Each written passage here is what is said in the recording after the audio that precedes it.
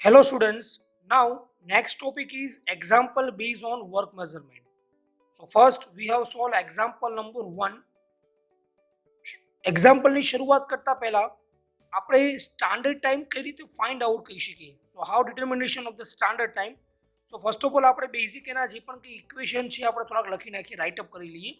તો પહેલા વસ્તુ આપણે એક વર્ડ આવશે, આની અંદર આપણે આવશે ઓબ્ઝર્વ ટાઈમ.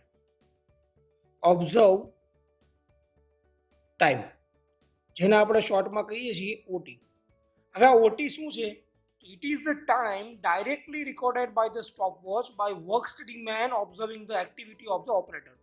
જે પણ કંઈ ઓપરેટરની આપણે એક્ટિવિટી છે એનો જે પણ કંઈ સ્ટોપવોચથી આપણે જે ટાઈમ નોટ ડાઉન કરીએ છીએ ને આપણે શું કહીએ છીએ? ઓબ્ઝર્વ ટાઈમ કહીએ છીએ, બરાબર. એની પછી બીજો એક વર્ડ આવશે બેઝિક ટાઈમ, અથવા એને આપણે કહીએ છીએ નોર્મલ ટાઈમ.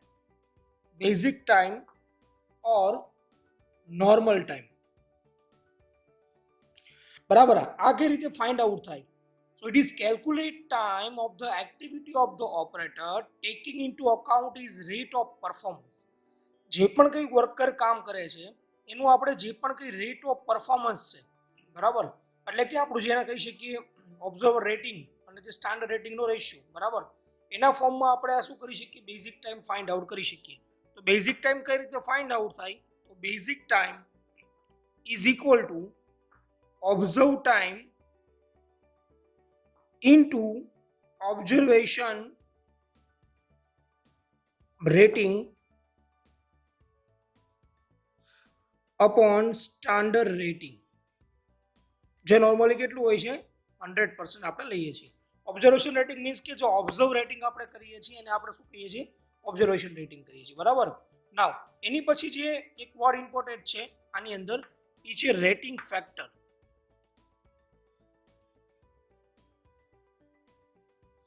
હવે રેટિંગ ફેક્ટર કોને કહેવાય?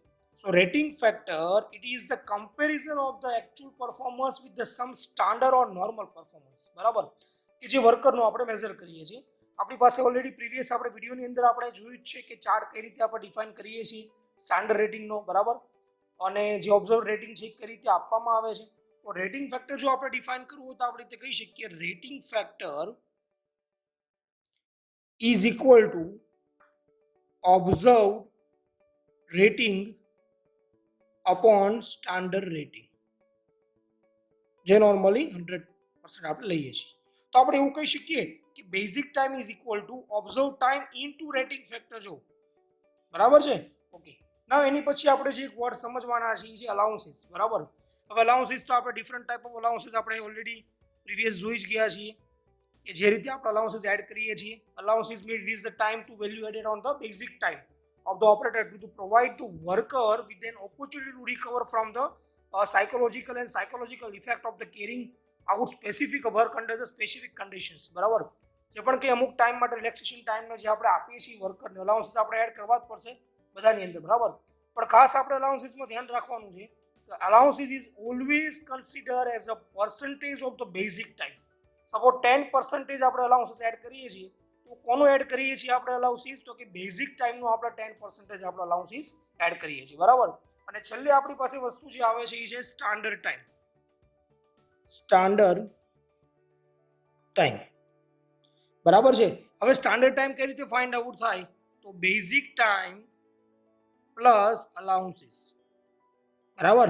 અને અલાઉન્સીસ કોનું? તો કે પર્સન્ટેજ ઓફ બેઝિક ટાઈમ, બરાબર. તો આપણે એવું લખી શકીએ કે basic time 1 plus allowances upon 100, એવું પણ લખી શકીએ આપણે ઇન શોર્ટ, બરાબર.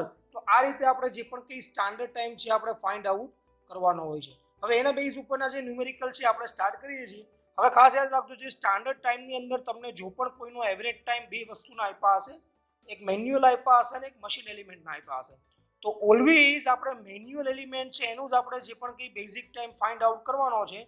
બાકી જે મશીન એલિમેન્ટનો જે ટાઈમ છે, બરાબર, એનો જે પણ કંઈ ઓબ્ઝર્વ ટાઈમ છે is equal two is the standard time, બરાબર. એટલે કે મશીનની અંદર કોઈ પ્રકારના અલાઉન્સીસ આપણે એડ કરતા નથી. એટલે જે મશીન એલિમેન્ટનો જે પણ કંઈ એવરેજ ટાઈમ કહો કે તમે ઓબ્ઝર્વ ટાઈમ કહો is equal to the time of the standard time. એટલે આપણે મેન્યુઅલનો આપણે જે પણ કંઈ ટાઈમ ફાઇન્ડ આઉટ કરવાનો છે બેઝિક ટાઈમ એ ફાઇન્ડ આઉટ કરી લેશું અને એની અંદર જે આપણે મશીનનો ટાઈમ છે એડ કરી એટલે જે પણ કંઈ સ્ટાન્ડર્ડ ટાઈમ આપણે મળશે મેન્યુઅલ એલિમેન્ટનો એની અંદર ડાયરેક્ટ આપણે જે પણ મશીનનો આપણે જે પણ કંઈ ટાઈમ છે આપણે એડ કરી દેવાનો ઓવરઓલ સ્ટાન્ડર્ડ ટાઈમની અંદર, બરાબર છે.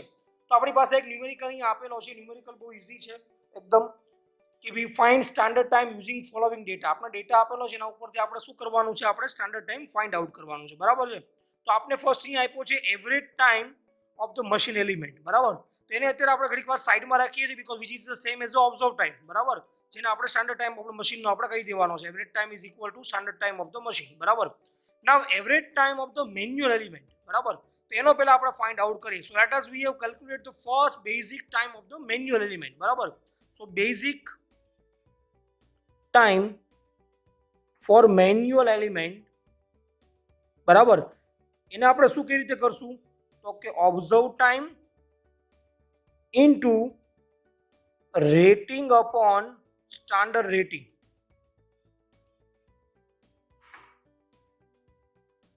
બરાબર છે. ઓકે, હવે તમને જો રેટિંગ અહીંયા કેટલું આપ્યું છે, તો કે પરફોર્મન્સ રેટિંગ અહીંયા આપ્યું છે 110, બરાબર. તો આપણી પાસે ઓબ્ઝર્વ ટાઈમ શું છે આનો મેન્યુઅલ એલિમેન્ટ, તો કે 4 મિનિટ છે, 4, બરાબર, ઇનટુ 110 આપણે અહીંયા પરફોર્મન્સ રેટિંગ આપ્યું છે અને સ્ટાન્ડર્ડ રેટિંગ આપણે કેટલું લઈએ છીએ, 100 લઈએ છીએ. તો આપને જે પણ કંઈ બેઝિક ટાઈમ મળશે એ કેટલો મળશે, તો basic time is equal two 4.4 minute, બરાબર. આપને શું મળી ગયું અહીંયા, બેઝિક ટાઈમ મળી ગયું કોનો, તો કે મેન્યુઅલ એલિમેન્ટનો, બરાબર. ઓકે, હવે આપણે જે બેઝિક ટાઈમ જે ફાઇન્ડ કર્યો છે manual standard time find out કરવું પડશે, અલાઉન્સીસ આપણે એડ કરવો પડશે, બરાબર.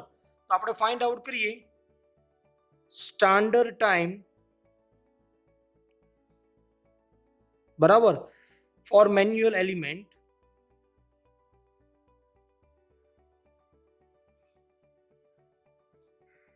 તો આપણે સ્ટાન્ડર્ડ ટાઈમનું આપણી પાસે જે ઇક્વેશન જે શું છે, તો કે બેઝિક ટાઈમ પ્લસ અલાઉન્સીસ. કેટલા અલાઉન્સ આપ્યા છે અહીંયા, 10% અલાઉન્સ આપ્યા છે. સો 10% અલાઉન્સીસ,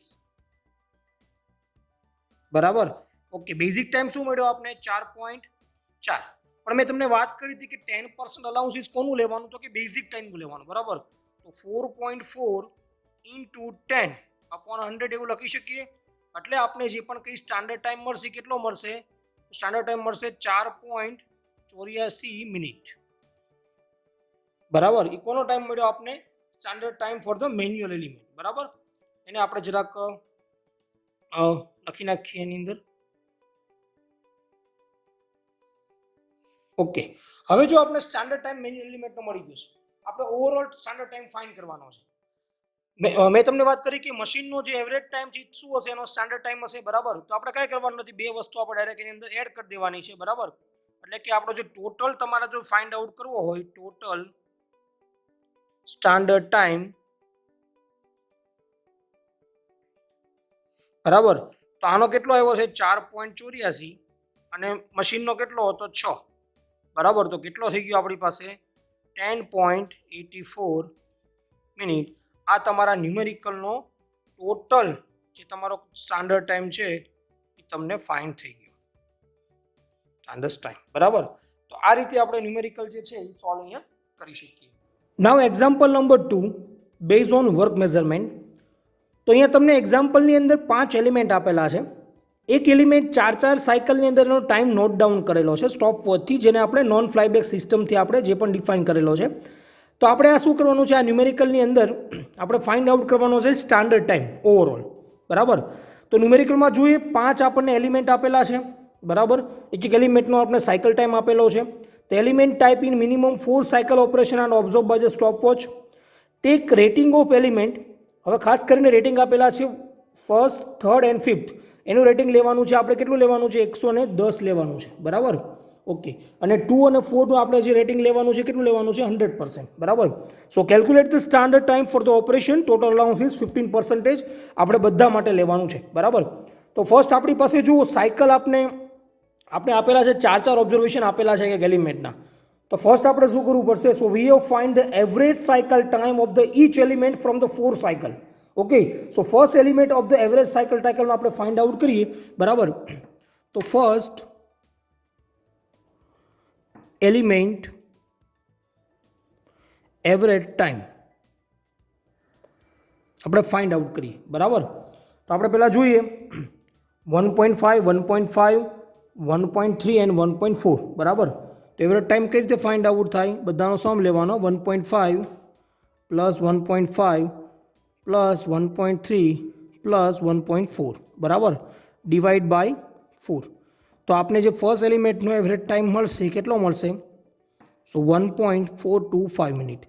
2 or 3 ડેસિમલ તમે લઈ શકો, જેટલી એક્યુરસી તમારે ડિફાઇન કરવી હોય એ મુજબ તમે એનો જે પણ કંઈ ડેસિમલ પોઈન્ટ પાછળના તમે કન્સિડર કરી શકો, બરાબર. ઓકે, તો આપને એવરેજ ટાઈમ મળી ગયો ફર્સ્ટ એલિમેન્ટનો. સેમ તમે જોવા જાઓ તો તમે સેકન્ડનો પણ ફાઇન્ડ આઉટ કરી શકો, થર્ડનો પણ ફાઇન્ડ આઉટ કરી શકો, ફોરનો પણ ફાઇન્ડ આઉટ કરી શકો અને 5નો પણ ફાઇન્ડ આઉટ કરી શકો, બરાબર. તો બધાના તમે એવરેજ ટાઈમ તમે તમારી રીતે ગણી શકશો. અહીંયા આપણે થોડીક ઇઝી થાય એટલા માટે ન્યુમેરિકલ બધાના મેં એવરેજ ટાઈમ અહીંયા ફાઇન્ડ આઉટ કરી લીધા છે. તો ફર્સ્ટનો આપણી પાસે શું આવ્યો? 1.425. સેકન્ડનો આવશે 2.575. થર્ડનો આવશે 3.325. ફોર્થનો આવશે 1.175 અને 5નો આવશે 0.505. તો બધાના મેં તમે જુઓ એવરેજ ટાઈમ મેં ફાઇન્ડ આઉટ કરી લીધા છે, બરાબર. હવે આપણે રેટિંગ કીધું હતું. રેટિંગ શું કીધું હતું? કે ફર્સ્ટ, થર્ડ અને ફિફ્થનું આપણે લેવાનું છે 110, બરાબર. તો આપણે લખી નાખીએ 110, 110, 110 અને સેકન્ડ અને 4 એલિમેન્ટનું લેવાનું છે 100%, બરાબર. ઓકે, હવે બેઝિક ટાઈમ કઈ રીતે ફાઇન્ડ આઉટ થાય? તો બેઝિક ટાઈમનો આપણી પાસે ઇક્વેશન છે. So basic time is equal to શું થશે? તો કે average time upon rating factor. Rating factor કેમ ફાઇન્ડ થાય? તો કે સ્ટાન્ડર્ડ જે રેટિંગ આપેલું છે અને સ્ટાન્ડર્ડ આપણે ડિફાઇન કરવાનું, બરાબર. તો ફર્સ્ટનું ફાઇન્ડ આઉટ કરીએ તો એવરેજ ટાઈમ કેટલો છે એનો? 1.425, બરાબર. રેટિંગ આપ્યું છે 110 અપોન 100. એટલે તમે જો આનો બેઝિક ટાઈમ ફાઇન્ડ આઉટ કરશો તો જવાબ આવશે 1.568, બરાબર. તો લખી નાખો 1.568. સેમ બાકી બધા એલિમેન્ટના. સો 2.575, 3.658, 1.175, 0.555, બરાબર. તો બધાના આપણે શું મળી ગયા? અહીંયા એવી બેઝિક ટાઈમ મળી ગયા. હવે આપણે ફાઇન્ડ આઉટ કરવાનું છે સ્ટાન્ડર્ડ ટાઈમ, બરાબર. તો સ્ટાન્ડર્ડ ટાઈમ તમને ખબર જ છે કે standard time is equal to શું આવશે?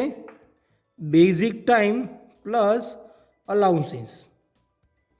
અલાઉન્સીસ કોના? તો કે પર્સન્ટેજ ઓફ બેઝિક ટાઈમના, બરાબર.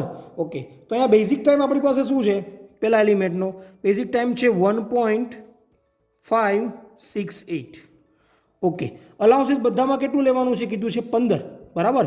ઓકે, તો 15 પણ કોનું 15? આપણે તો પ્રીવિયસ આપણે મેં તમને ન્યુમેરિકલમાં મેં કરાવેલું છે, બરાબર, કે 15 બેઝિક ટાઈમનું. તો 1.568 ઇન્ટુ 15 અપોન 100, બરાબર. એટલે તમે જો આનો જવાબ તમે ફાઇન્ડ આઉટ કરશો તમારો સ્ટાન્ડર્ડ ટાઈમનો ફર્સ્ટ એલિમેન્ટનો, તો તમારી પાસે જવાબ આવશે 1.803, બરાબર. તો લખી નાખીએ આપણે બધા માટે અહીંયા, બરાબર. 1.803. બીજાનો ફાઇન્ડ આઉટ કરશો આ જ રીતે તો આવશે 2.961. ત્રીજાનો આવશે 4.206. ચોથાનો આવશે 1.351 અને પાંચમાનો આવશે 0.638. પછી આ બધાનો તમે સમ કરશો તમારી પાસે આવશે 10.960, બરાબર. મેં 3 ડેસિમલમાં બધા પોઈન્ટ લીધા છે. તો ઓવરઓલ તમારા ન્યુમેરિકલનો જે સ્ટાન્ડર્ડ ટાઈમ આવ્યો એ આપણી પાસે આન્સર શું આવ્યો? 10.96 અને 0, બરાબર. આ આપણો ફાઇનલ જે આન્સર છે એ આપણો આવી ગયો, બરાબર. તો આ રીતે આપણે કોઈ પણ ન્યુમેરિકલ સોલ્વ કરી શકીએ. તમારી લેબ મેન્યુઅલમાં પણ ન્યુમેરિકલ આપેલા છે તે તમારે આ જ રીતે સોલ્વ કરવાના રહેશે. Now example number 3 base on work sampling, બરાબર. સો અહીંયા ડેટા આપણે આપેલો છે. પેલા ગિવન ડેટા લખીએ આપણે. In a preliminary work sampling method the study 100 observation were made. સ્ટાર્ટિંગની અંદર વર્ક સેમ્પલિંગમાં 100 ઓબ્ઝર્વેશન એ લોકો લે છે. Out of which 30 times in the machine was seen idle. 30 વખત કેવું રહેશે? મશીન એનું આઇડલ રહેશે, બરાબર. So estimate the number of observations required for an accuracy of +5% and 95 confidence level, બરાબર. તો અહીંયા પહેલાં આપણે જુઓ એક્યુરેસી આપણે જે અહીંયા આપેલી છે એ આપણે લખીએ. તો આપણે એક્યુરેસી આપણે જે ડિફાઇન કરીએ છીએ આપણે શું કરીએ છીએ? સો હિયર એક્યુરેસી, બરાબર, આપણે જેને ડિફાઇન કરીએ છીએ એસ વડે, બરાબર. કેટલી આપી છે? 5% આપી છે. ઇટ મીન્સ કે 0.05. Okay, now the percentage of machine seen idle, બરાબર. So percentage of machine seen idle, જેને આપણે ડિફાઇન કરીએ છીએ પી વડે, બરાબર. તો જુઓ 30 ટાઈમ 100માંથી આપણે ઓબ્ઝર્વેશન કર્યા આવ્યા છે, કેટલું થાય 0.3, બરાબર. અને 95 આપણે આપેલો છે કોન્ફિડન્સ લેવલ, બરાબર, જે આપણે ચાર્ટ ઉપરથી આપણે ઓલરેડી થિયરીમાં આપણે ડિસ્કશન કરી ગયા છીએ, બરાબર. સો આપણે નંબર ઓફ ઓબ્ઝર્વેશન રિક્વાયર્ડ છે એ ફાઇન્ડ આઉટ કરવાના છે, બરાબર. સો નંબર ઓફ ઓબ્ઝર્વેશન રિક્વાયર્ડ, જેને આપણે ડિફાઇન કરીએ છીએ એન વડે. તો આપણી પાસે ઇક્વેશન છે 4 p અપોન s² p, બરાબર. ઓકે, તો એન ફાઇન્ડ આઉટ કરવું હોય તો 1 p કેટલું છે 0.3, s કેટલું છે આપણી પાસે 0.05 સ્ક્વેર ઇન્ટુ p 0.3, બરાબર. તો આપણી પાસે જે એનની વેલ્યુ આવશે એ કેટલી આવશે? સો n is equal two 3733.33. So near about 3734 observations. તો આ રીતે આપણે વર્ક સેમ્પલિંગના ન્યુમેરિકલ આપણે સોલ્વ કરી શકીએ.